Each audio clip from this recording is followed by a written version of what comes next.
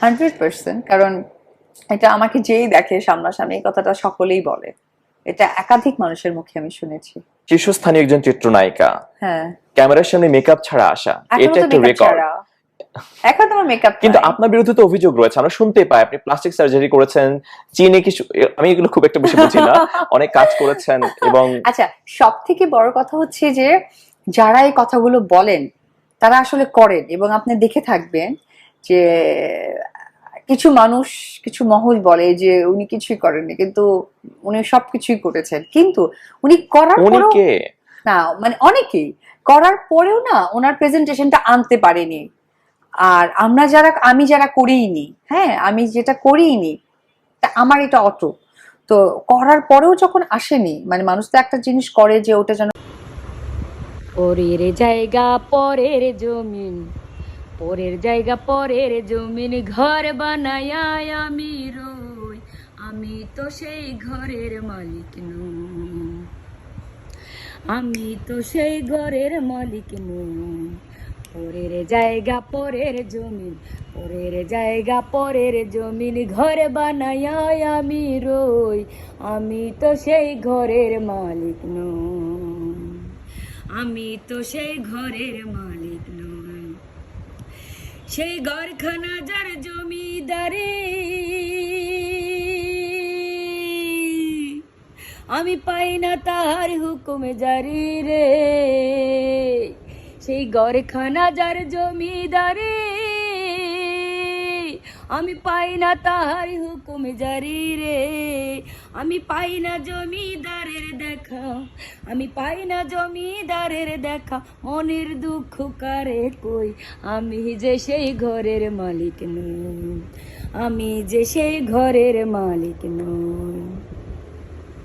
পরের জায়গা পরের জমি, পরের জায়গা পরের জমি, ঘর বানায় আমি রই, আমি তো সেই ঘরের মালিক নই, আমি তো সেই ঘরের মালিক নই। জমিদারের ইচ্ছা মতন দেই না জমি চাষ, তাই তো ফসল ফলে না রে, তাই তো ফসল ফলে না রে, দুঃখ 12 মাস।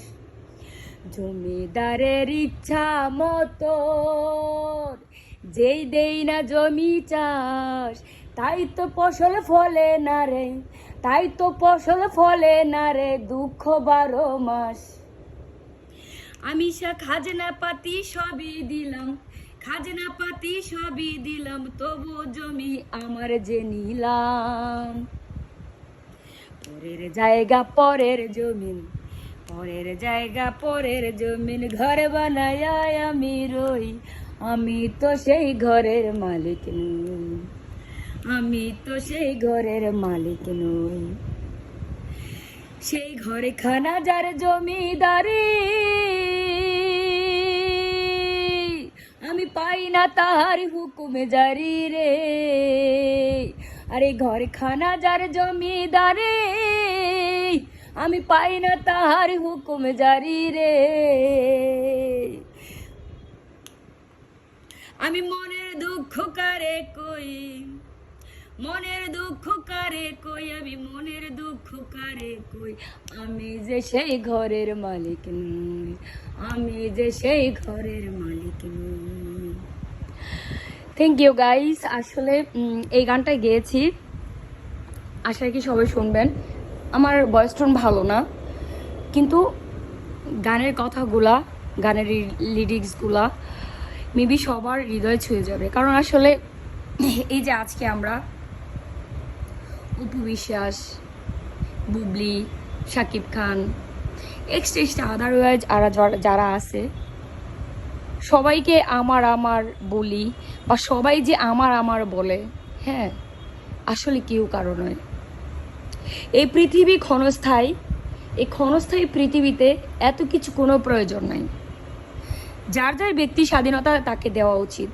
কাউকে নিয়ে কটাক্ষ করা, কাউকে নিয়ে ছোট করে কথা বলা, এগুলো আমাদের কারো ইখতিয়ারের মধ্যে পড়ে না। আমরা যে আজকে এই যে যারা, এই যে অপু বিশ্বাস, আপনি যে আজকে আপনাকে বলি বিশেষ করে আপনাকে বলি, আপনি বলেছিলেন আপনি মরলে আপনাকে দাহ করতে, আপনাকে দাফন কাফন যেন না করে। দেখেন, দাহ করলেও কিন্তু আপনি পুড়ে গেলেও কিন্তু আল্লাহ আপনাকে জীবিত করে শাস্তি দেবে। আর আমরা মুসলিমদেরকে যে দাফন কাফন করবে তারপরেও কিন্তু আমাদেরকে শাস্তি দেবে।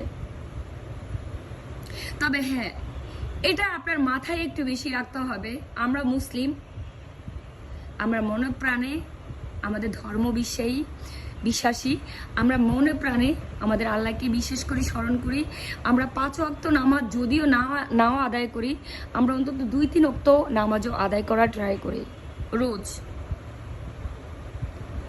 তবে আমাদের আল্লাহ পাক তাআলা একটা কথা বলেছেন রাসূল সাল্লাল্লাহু আলাইহি সাল্লামের মাধ্যমে, যেই ব্যক্তি আপনি 5 ওয়াক্ত নামাজ পড়েন তার জন্য হচ্ছে 5 ওয়াক্ত নামাজ না পড়েন তার জন্য আপনাকে যে দুযোগে নেবে তা নয়। আপনি কাউকে দান সৎকার করেন নাই, আপনাকে দুযোগে নেবে তা নয়। আপনি কাউকে আপনি হজ করেন নাই, আপনাকে দুযোগে নেবে তা নেই। কিন্তু আপনার ইজ্জত আর লজ্জাস্থান, এই 2টা জিনিস যদি আপনি হেফাজত করেন, মানে মুখ আর লজ্জাস্থান, এই 2টা জিনিস যদি আপনি হেফাজত করেন,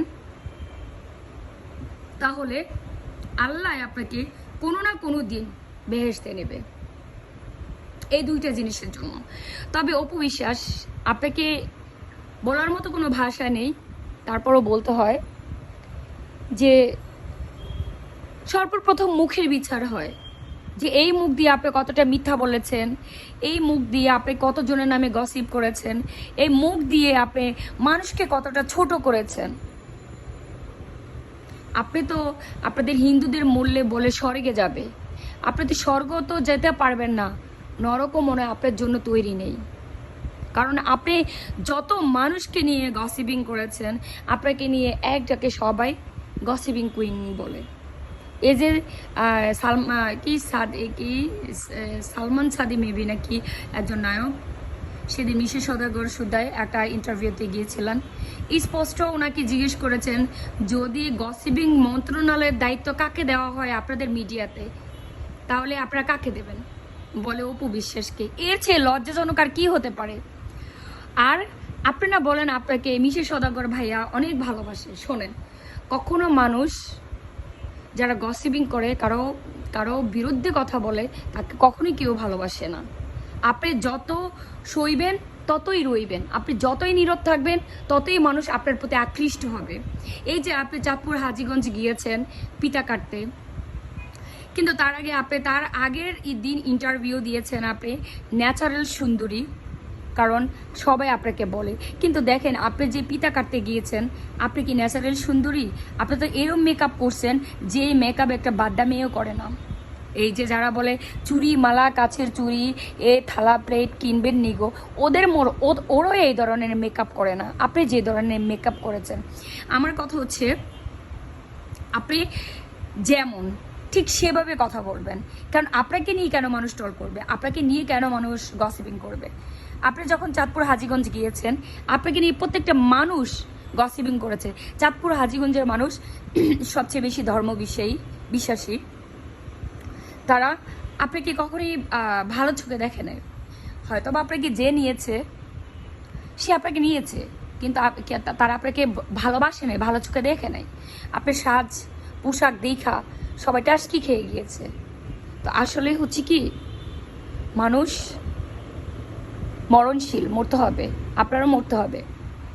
আপনি এইভাবে আর করবেন না। শাকিব খানের মতো থাকতে দেন। শাকিব খানের কিছু টাকার জন্য নিজেকে কেন আপনি এত নিচে নামিয়ে ফেলতেছেন?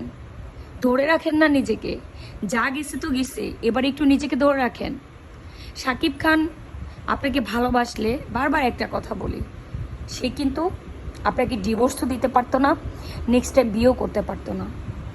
আমার জামাই যদি 100 মহিলার সাথে কথা বলে, সে যদি ভালো হয়, সে কখনো বিয়ে করবে না। সে যদি আমাকে ভালোবাসে, সে আমাকে কোনোদিন ডিভোর্স দিতে পারবে না। একেবারে ডিভোর্স যেখানে দেয়, লয়ার পর্যন্ত যেতেও পারবে না। সো আপনি বারবার কেন বলেন সাকিবকে আপনি ভালোবাসেন, সাকিব আপনাকে ভালোবাসে?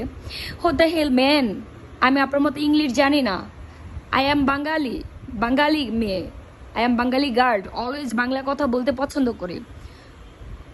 তো কখনই ইংলিশ বলতে পছন্দ করি না, কিন্তু আপনার মতো ভুলভাল ইংলিশ বলতেও চাই না, কারণ আমরা বাংলার মেয়ে, স্পষ্ট ইংলিশ বলা আমরা পারি না। আমরা স্পষ্ট ভাষায় বাংলা ভাষায় শিখেছি, যে ভাষার জন্য আমরা জীবন দিয়েছি, সে ভাষা আমরা সৈশুদ্ধ শিখেছি। বাট আপনি সৈশুদ্ধ বাবা ভাষাটাকে শিখতে পারেন নাই।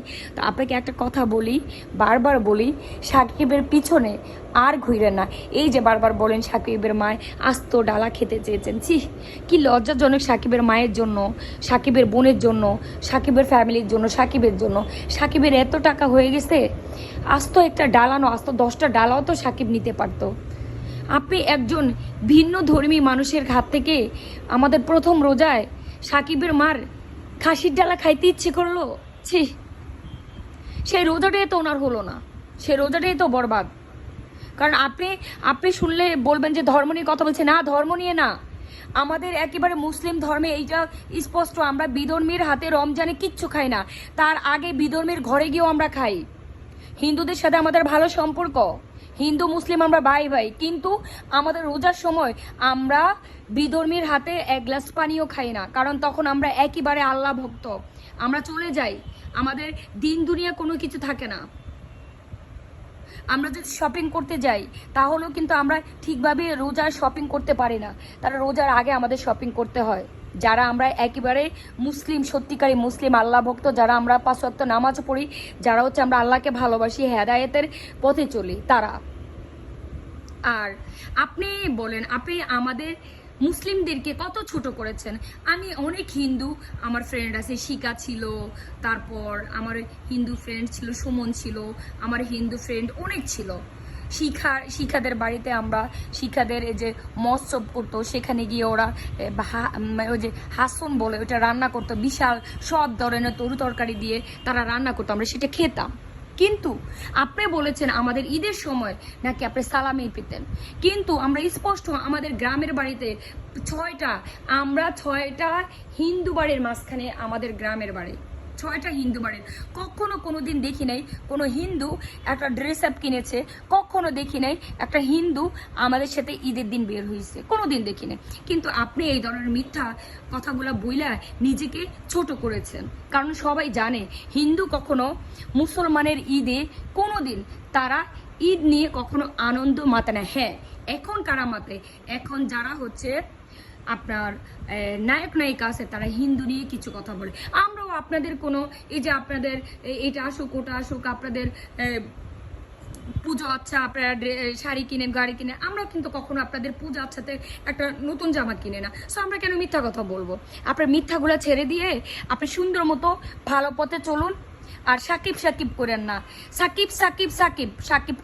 সাকিবের নামটা খুব সুন্দর করে নিতে পারেন না, অতএব সবকিছু বাদ দিয়ে নিজের সন্তানটাকে মানুষ করেন। দেখেন পৃথিবীতে এরকম অহরহ মেয়ে আছে যাদের ভিতরে অনেক কষ্ট, যারা হচ্ছে যাদের হাজবেন্ড বিয়ে করে ফেলছে, বিয়ে করে অন্য মেয়ের সাথে সংসার করে, তাদের বাচ্চা আছে, তারা কিন্তু বাচ্চাদেরকে মানুষ করার জন্য লড়াই করে যাচ্ছে নিজের সাথে, কিন্তু যে হাজবেন্ড অন্য জায়গায় বিয়ে করেছে, ডিভোর্স দিয়ে দিয়েছে, তার সাথে লড়াই করে না।